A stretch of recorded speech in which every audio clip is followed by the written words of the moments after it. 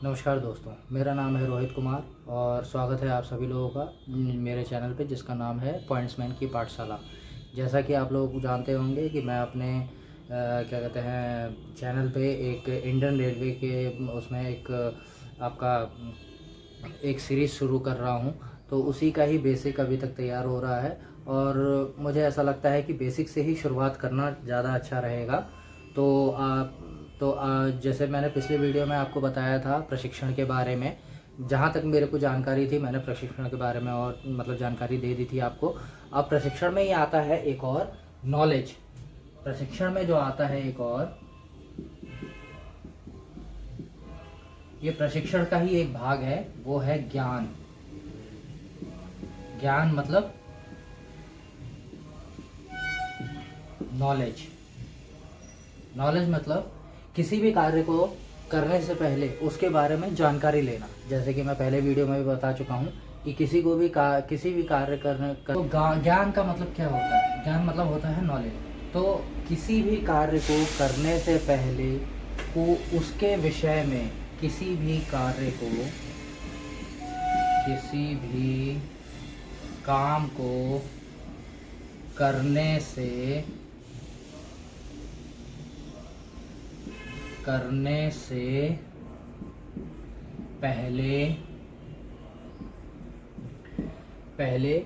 पहले उसके बारे में जानकारी ले लेना। जानकारी लेना मीन्स क्या होता है कि वो किस तरीके से काम करता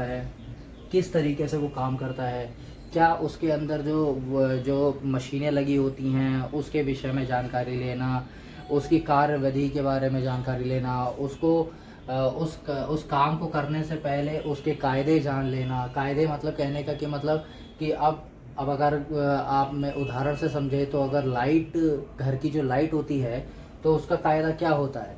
उसका कायदा ये होता है कि सबसे पहले आप स्विच ऑन करेंगे, उसका जो स्विच होगा उसको आप ऑन करेंगे तभी तो लाइट जलेगी। ऐसे बैठे और खड़े रहने से, उसको घूरते रहने से तो लाइट जलेगी नहीं। तो स्विच ऑन करोगे तो लाइट जलेगी, स्विच ऑफ करोगे तो लाइट ऑफ हो जाएगी। यानी कि ये जो स्विच वाले सिचुएशन है ये होती है कायदा, ये होता है कायदा उसका। यानी कि लाइट आप जलाने के लिए उसका एक कायदा होता है कि लाइट जलाओगे, अगर उसका स्विच ऑन करोगे तभी लाइट जलेगी वरना नहीं जलेगी। कायदा ये हो गया। और उसका एक कानून, मतलब कानून कहने का मतलब ये हुआ कि किसी भी काम को करने से पहले उसका एक प्रिंसिपल होता है, उसकी एक जो जानकारी होनी चाहिए वो आपको होनी चाहिए। यानी कि अगर कानून मतलब हुआ एक तरह से, जैसे मानिए कि कानून को क्या कह सकते हैं हम, यानी कि देखिए कानून का मतलब ये हुआ कि हम अगर गाड़ी चला रहे हैं, कोई सी भी गाड़ी हो, चाहे वो साइकिल हो, चाहे वो मोटरसाइकिल हो, चाहे वो क्या कहते हैं कोई भी मोटर व्हीकल हो, कार हो, कुछ भी जिसमें मोटर फिट हो, उसको चलाने के लिए एक कानून बना हुआ है कि हाँ अगर आप उसको किसी गलत तरीके से चलाएंगे तो उसके ऊपर चालान कटेगा, या पुलिस वाले उसको रोकेंगे, उसको देखेंगे कि हाँ वो किस लिए काट रहा है, मतलब किस लिए इस तरीके से गाड़ी चला रहा है, उसके ऊपर चालान कसा जाएगा। उसके ऊपर जो भी एक कानूनी प्रक्रिया होती है वो सब उसके ऊपर लागू होंगे, जो वो गाड़ी चला रहा होगा या उससे संबंधित कोई व्यक्ति होगा जो कि गाड़ी उसकी देख रेख में चल रही होगी। तो इसी तरह से ये समझ लीजिए कि ट्रेन में भी यही होता है। ट्रेन में भी यही होता है। यानी कि ट्रेन में गाड़ी जो ट्रेन होती है, जो रेलगाड़ी होती है, चलने से पहले और चलने के बाद उसके बीच में क्या क्या चीज़ें होती हैं और क्या क्या चीज़ें नहीं करी जाती हैं। अगर मान लीजिए कि गाड़ी कोई चल रही है, उससे पहले एक T809 सॉरी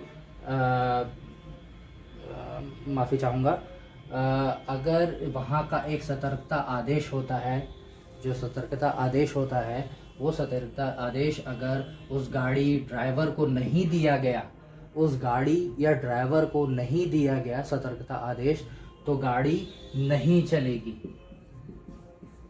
गाड़ी नहीं चलेगी।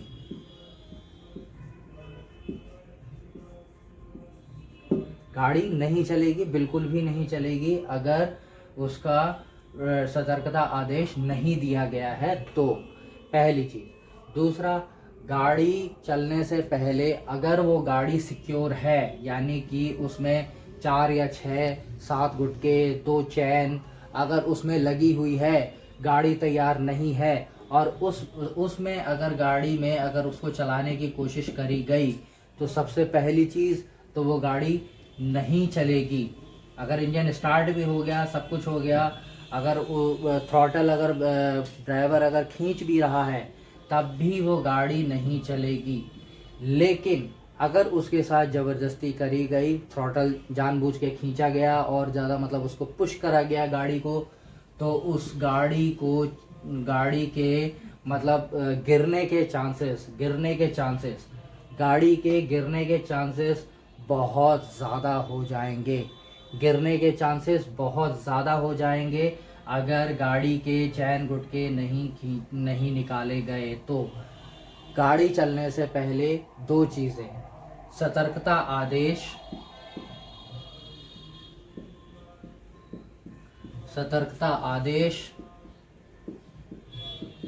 पहला, और दूसरा उस गाड़ी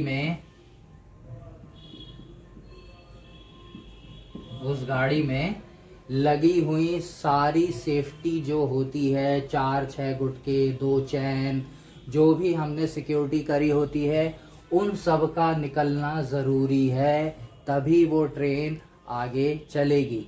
कार्यविधि यही होती है, किसी भी गाड़ी को चलाने से पहले उसमें लगी हुई सेफ्टी जो भी होती है, चैन चाहे गुटके, वो निकालने होते हैं और एक सतर्कता आदेश जाता है जो स्टेशन मास्टर देता है, उसके बाद ही गाड़ी जाती है कहीं भी किसी भी स्टेशन पे।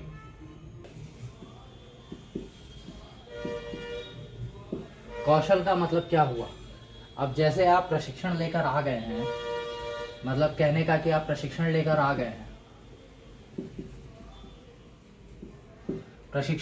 गए हैं, किसी भी स्कूल, मतलब जो स्कूल आपको भेजा जाएगा, उस प्रशिक्षण केंद्र में आपको बताया जाएगा कि कहाँ कैसे गाड़ी, कौन सा आदेश, कौन सा क्या, सब कुछ आपको बताया जाएगा। लेकिन कौशल का मतलब होता है उस काम में पारंगत होना या उस काम को करते रहना, सीखना। उसे कौशल का मतलब उसको अपनाना होता है, अपने अंदर समेटना होता है। होता है मतलब कि उसको कितने अच्छे से तरीके से आप सीख सकते हैं, बता सकते हैं, उस चीज़ को हम कौशल कहेंगे। यानी कि आप उस कार्य को करने में कितने मतलब पारंगत हैं, किस हद तक आप उस काम को अच्छा कर सकते हैं, तो कौशल मतलब होता है। और ये जो कौशल है, ये आपको काम करते करते आएगा।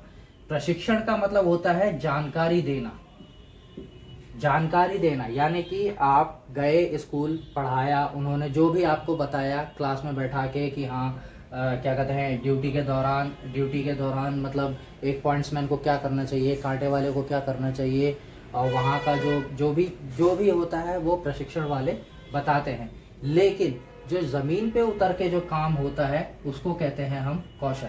यानी कि उस काम को कितने अच्छे तरीके से आप कर रहे हैं, आपने क्या सीखा है, आपने अपने अंदर कितना उसको समा रखा है, उसको हम कहते हैं कौशल। यानी कि किसी भी कार्य को अच्छे तरीके से समझकर करना, उस तरीके को उस काम को आप कितने अच्छे से कर रहे हैं, या आपको कितना समय हो चुका है उस कार्य को करने के लिए, उसको आप कौशल कहेंगे।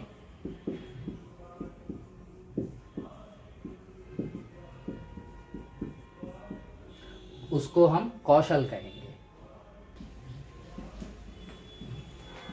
और जो ये प्रशिक्षण होता है, प्रशिक्षण का मतलब होता है किसी भी कर्मचारी प्रशिक्षण का मतलब होता है किसी भी रेल कर्मचारी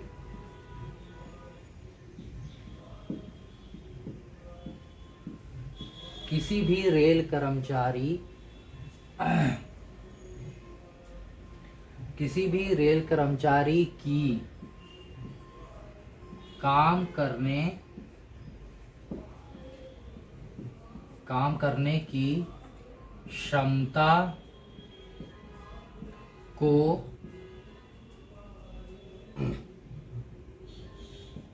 आंकना। किसी प्रशिक्षण का मतलब ये होता है, अगर आप ये जानो तो प्रशिक्षण का मतलब दो भागों में होता है, और ये मतलब इसको हम किसी भी तरीके से डिफाइन कर सकते हैं। प्रशिक्षण का मतलब होता है, पहली चीज़ प्रशिक्षण का मतलब होता है कि हम नए नए जा रहे हैं, मतलब हमारा पहला दिन है या दूसरा दिन है ड्यूटी ज्वाइन करे हुए, तो रेल अपने खर्चे पे अपनी तरफ से प्रशिक्षण केंद्र हमें भेजती है ताकि हम उस विषय के बारे में जानकारी ले सकें जो भी हम काम करने वाले हैं। फिर इसी प्रशिक्षण को हम दूसरे तरीके से समझेंगे कि किसी भी रेल कर्मचारी की काम करने की क्षमता को आंकना, यानी कि जो भी कर्मचारी ग्रुप डी का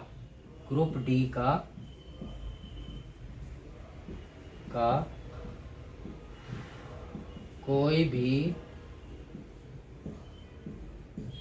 कर्मचारी ग्रुप डी का कोई भी कर्मचारी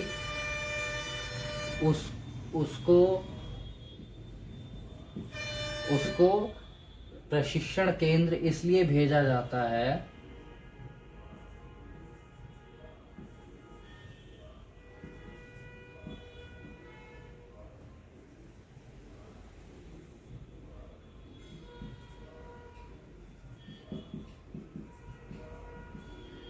उसको प्रशिक्षण लग रहा है ख़त्म हो गया है, कोई बात नहीं।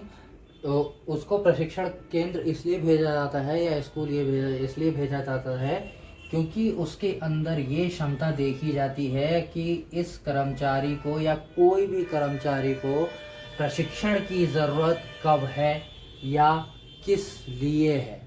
यानी कि समझिए कि अगर जो पहले जो जा रहा है, जिसका पहला प्रशिक्षण केंद्र है, वो तो जाएगा, वो सीधे सीधे सीखेगा उस चीज़ को, है ना, वो उस चीज़ को सीखेगा कि हाँ भाई हम तो पहले बार आए हैं, हमें तो सिर्फ सीखना है। लेकिन जो दूसरी बार तीसरी बार जो हर 3 साल पे 4 साल 3 साल पे जो होती हैं चीज़ें, 3 साल के बाद तीन साल के बाद हम लोग का जो बार बार प्रशिक्षण केंद्र जाना होता है, उसमें ये होता है कि हम और भी अच्छा, हर 3 साल पे प्रशिक्षण केंद्र हमें सरकार भेजती है। वो इसलिए भेजती है क्योंकि कोई भी अपडेट, जैसे मान लीजिए कि आज की अपडेट में आज जैसे आज कोई तारीख है, आज 7 तारीख है, 8 तारीख है, सॉरी 8 तारीख है, तो 8 तारीख में जो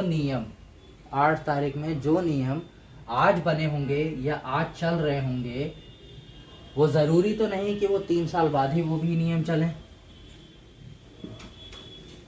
ज़रूरी तो नहीं कि वो 3 साल बाद भी वही नियम चलें। हो सकता है कुछ हेरफेर हुआ, भले ही चाहे पॉइंट भर का भी हेरफेर हुआ हो। तो इसको समझने के लिए सरकार हर 3 साल पे ग्रुप डी कर्मचारी को प्रशिक्षण केंद्र भेजती है कि वो अपने कार्य में तो मतलब करता ही रहे, अपने कार्य को करता ही रहे, लेकिन साथ साथ में जो रेलवे की तरफ से जो नए नए अपडेट्स आए हैं, जो नई नई जानकारियां आई हैं, वो भी उसको मिलती रहे।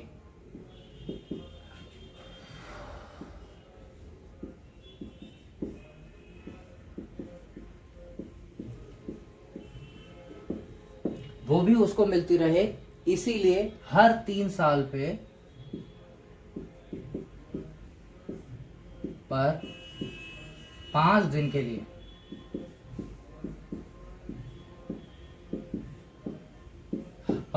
के लिए सरकार हमें प्रशिक्षण केंद्र भेजती है ताकि हम नई नई जानकारियां ले सकें, नया नया अपडेट ले सकें। अब तो ये लोग इतना तो समझ ही गए होंगे कि मैं क्या क्या कहना चाह रहा हूँ। यानी कि अगर अगर ये जो हर 3 साल पे जो प्रशिक्षण केंद्र हमें भेजा जाता है, और ये चीज़ जो है ये रिटायरमेंट ही तक रहती है। यानी कि अगर आपके 60 साल तक आपकी जो ड्यूटी है वो चलते रहेगी, तो इन 60 सालों में आपको हर 3 साल पे 3 साल के बाद हर 3 साल के बाद पे आपको प्रशिक्षण केंद्र भेजा जाएगा, ताकि आप जानकारियाँ लेते रहें और अपडेट करते रहें अपने आप को समय के साथ। आशा करता हूँ आपको जितनी आज जानकारी मिली होगी वो किसी अच्छे काम के लिए ही यूज़ हुई होगी, और मैं उम्मीद करता हूँ कि आप मेरे चैनल में और भी अभी जानकारियाँ लेने के लिए अच्छे से तैयार रहेंगे। तो मैं आशा करता हूँ कि अगले वीडियो में भी मैं कुछ आपको अच्छी जानकारी दे सकूँ। तो और जहाँ तक रही बात आपकी कि कोई और आपको सवाल जवाब करने हो, किसी तरह का कोई रेलवे का क्वेश्चन हो जो थ्योरी मैं बता सकता हूँ, जो भी आपका क्वेश्चन होगा वो आप मेरे को कमेंट सेक्शन में लिख कर दे दीजिएगा, ताकि मैं उस विषय में पढ़ के मैं बता सकूँगा। हमारी तरफ से, मेरी तरफ से जितनी भी कोशिश हो सकेगी, हम आपके सारे सवालों के जवाब देने के लिए तैयार रहेंगे, और हम पूरी कोशिश करेंगे कि आपके सवालों का जवाब हम दे सकें। तो इसीलिए हम उम्मीद करते हैं कि आगे चलकर आप हमारा चैनल सब्सक्राइब करेंगे और हमें इसी तरह से मोटिवेट करते रहेंगे। बहुत बहुत धन्यवाद आप लोगों का।